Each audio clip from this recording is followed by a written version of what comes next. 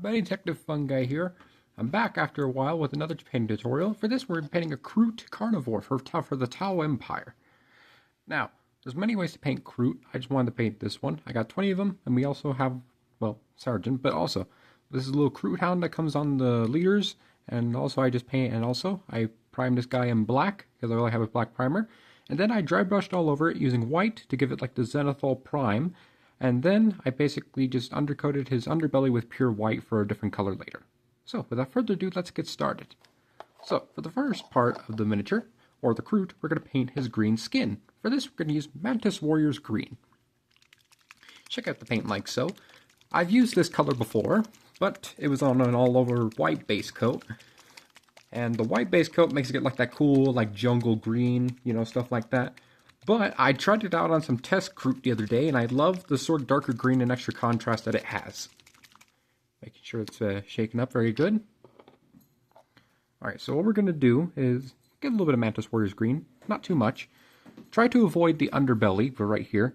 So all we're going to do is we're going to be very careful and just paint this all over the skin of the kroot standing up. Not the hound, to the actual kroot. I'm just keeping the pot open so I can get little dollops at a time, so that way I don't overload the brush, and also I can just spread it evenly across the leg, so that way the skin can have a nice even coverage.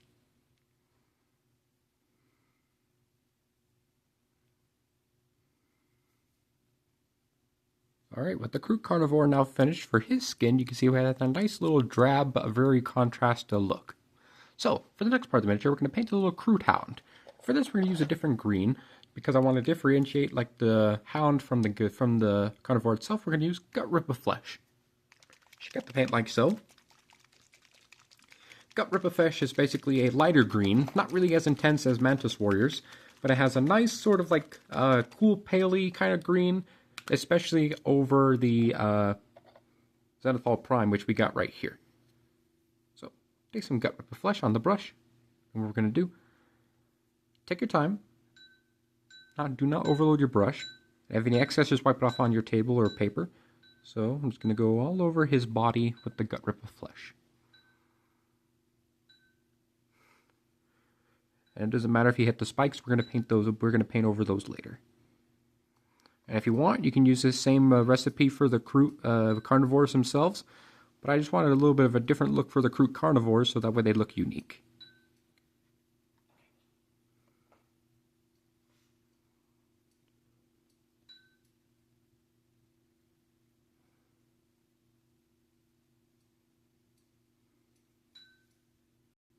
Alright, with the kroot hound now finished, at least for right now, we're going to now focus on his underbelly.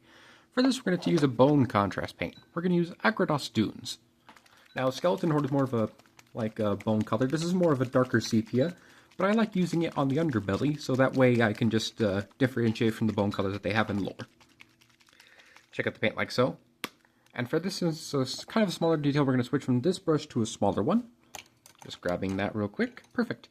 So, what we're going to do is simple. So, take a little bit of Agrados Dunes on your brush. If you have any excess, just unload it on the table or your paper. So, all we're going to do is going to paint all over the white, which is basically all over the underbelly. If you have any green on the underbelly, that's fine. You can fix that later. But don't worry, just take your time.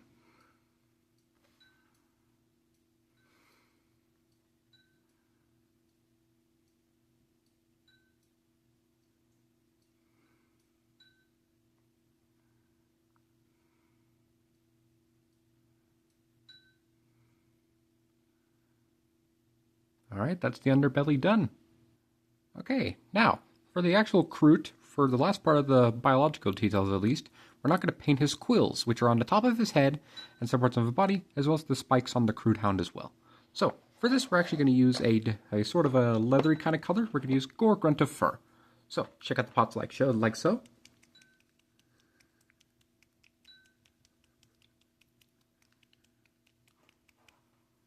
Now this may take a little bit of time, but just be very careful and patient is all. So, what we're going to do, take some Gore Grunt of Fur, and then we're just going to unload as we go, like how you're on your table or your paper. Just make sure it's not too much. And what we're going to do, just focus mainly on the quills, but if you do get it on the skin, don't worry, you'll just have to touch it up later. Okay, that's enough. Basically, what we're going to do is simple. This might look a little darker, but what we're going to do is that it has nice contrast and it has a nice dark brown to the quills. And that's all we're looking for. And as for the Kroot Hound, since we have them upside down, I just like having upside down for ease. Go on the Kroot Hound. And also there's many little like bits of spikes on his body right here. See, for example, right here on his legs, his arms.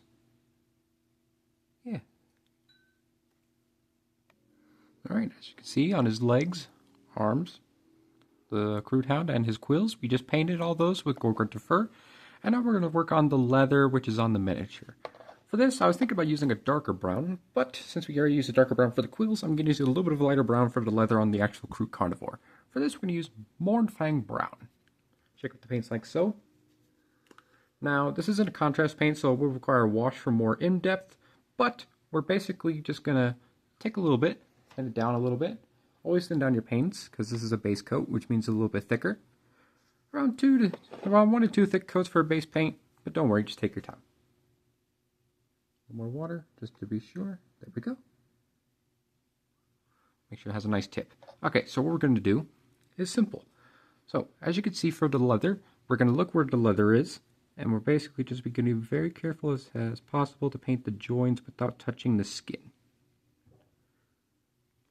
And if you get any on the skin, don't worry, you can just fix it later, but I highly recommend being careful.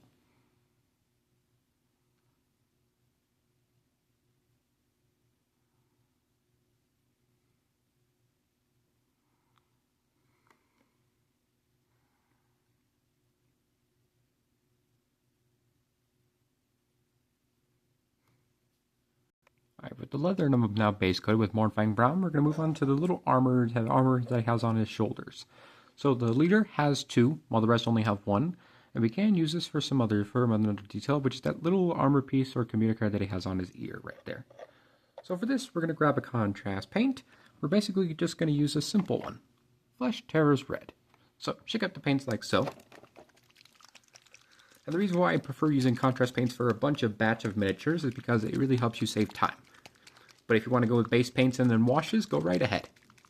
I ain't gonna stop you. I just wanted to show you how I paint my Kroot.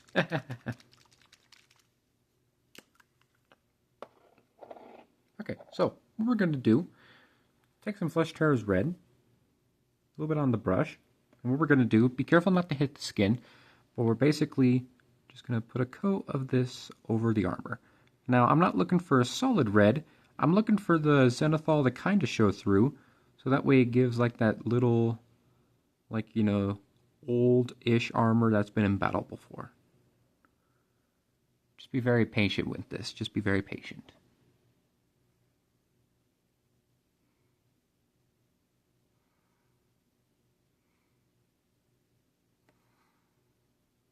Okay, and also while we're at it, we're going to paint the claws. We're going to use Thondia Brown. So Thondia Brown is kind of a darker brown. So what we're going to do, take some Thondia Brown. Over in the pot, on the palette. We don't need much. A little bit of water, and then just mix it together.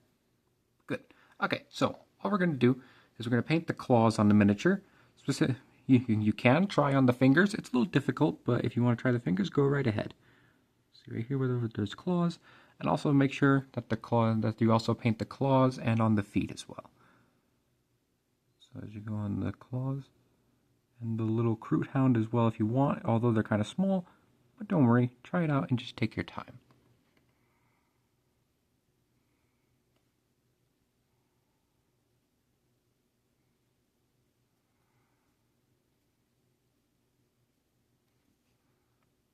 And finally, we're going to paint the stitches where you see some parts of the leather. For this, we're just going to use Celestia Gray. So, check out the Celestia Gray like so. You don't have to paint the stitches, but I just wanted to paint them just to add a little more fine detail. Take some Celestia Gray. I'm just putting it off on the camera so that way I can hold this pot real quick. So what we're going to do, slide that over. Take a little bit of water, set it down. Alright, so this is a base paint, so just be careful. So what we're going to do, look for stitches on the miniature basically. And all we're going to do is right here, wherever you see stitches, go over all the stitches that you see on the miniature, and just be careful. And if you make a mistake, we'll just tidy that up later.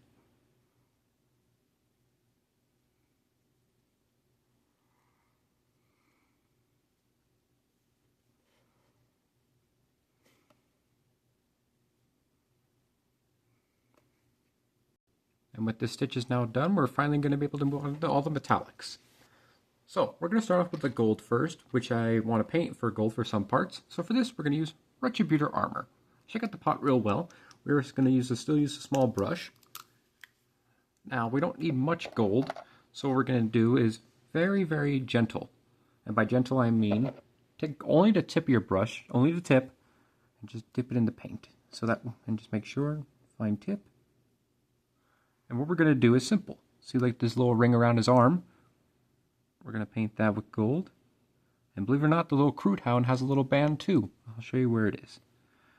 Basically, right here. Now be extremely careful with this, but don't worry if you get on anything, we'll just fix that later.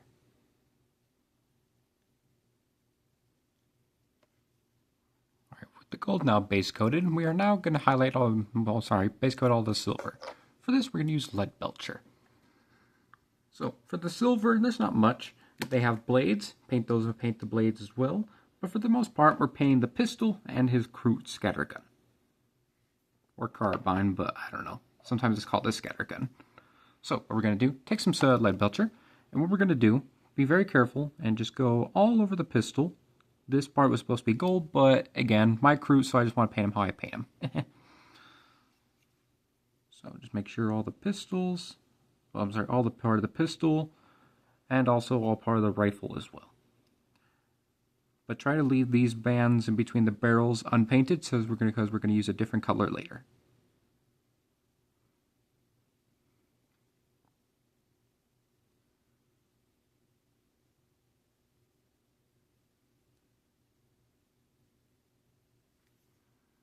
Alright, with the silver now base coated, now we're going to paint all the bronze. For this, we're going to use Warp Block Bronze. Now, I would use Balthazar Gold, but since these are a primitive type of hunting species, I thought a darker bronze would be nice. So we're going to do, take some more Warp Block Bronze. We're going to make sure to work it up a little bit so that way it doesn't separate. So what we're going to do is that on the rifle, we're just going to paint the front part, the muzzle, and these little bands right here on the actual rifle themselves. And if you want to paint bronze somewhere else, go right ahead, and we'll get to it in just a second.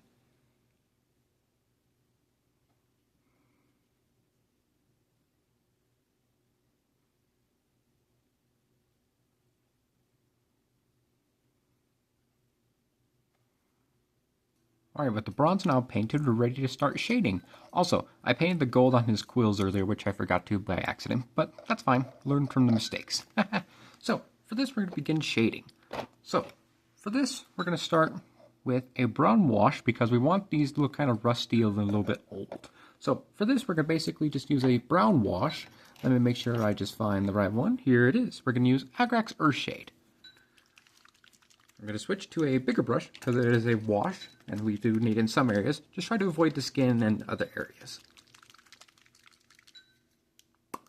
Okay. Take some of the Agrax Earthshade, put it on the brush, just a little bit. Just make sure you don't overflow it.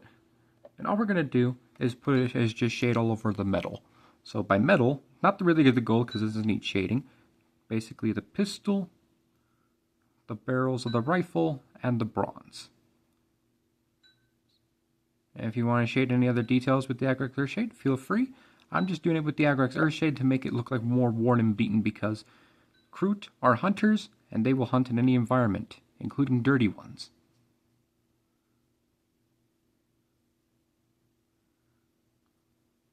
Alright, that's the Agrax Earthshade almost done, and then just put on the leather and then we're done.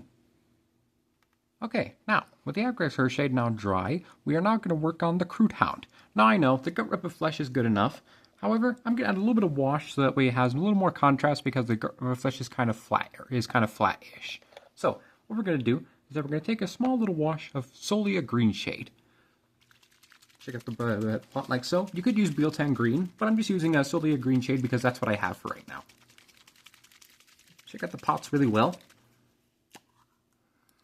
Okay, just a second. Let me just make sure I close the gold so it doesn't dry. So what we're going to do, take some solely a green shade, put it on the palette. The reason why I'm just doing this is that way I don't overload my brush. So what we're going to do is simple. We're going to take this right here, and then we're going to just apply all over the Kroot Hound. Now as you can see, the solely a green shade is not making it too like tealish like it is, but it's adding a nice little darker green, and it's adding a little bit more depth to the Kroot Hound. And as you can see, this is really cool.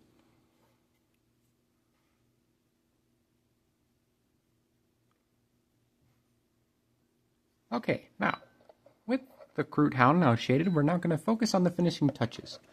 So the first one we're going to work on is the Kroot Hound's eye. So what we're going to do, take some Uriel yellow, shake it up like so. And what we're going to do is we're going to take a little dot and just paint it in his eye. You can do this on the Kroot Carnivore, but I'm not going to use it on the Kroot Carnivore because I don't know where his eyes are, because it's kind of hard to see, at least for me.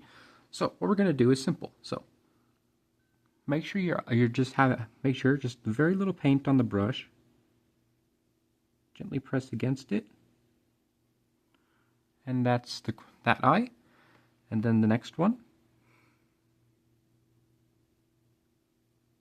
There we go. That's the Kroot Hound's eyes done.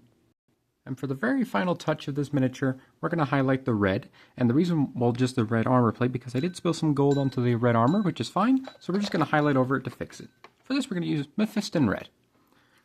Now, I could use Evil Sunz Scarlet, but I just wanted to use the base paint to just try to finish and recover it quickly.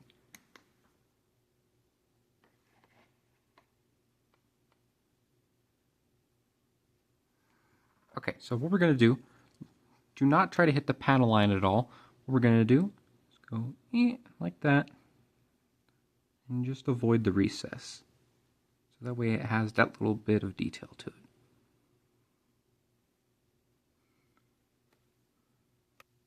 Alright, and I highlighted the red shoulder pad, and I highlighted the other part right here. I decided to leave this one dark just for rank.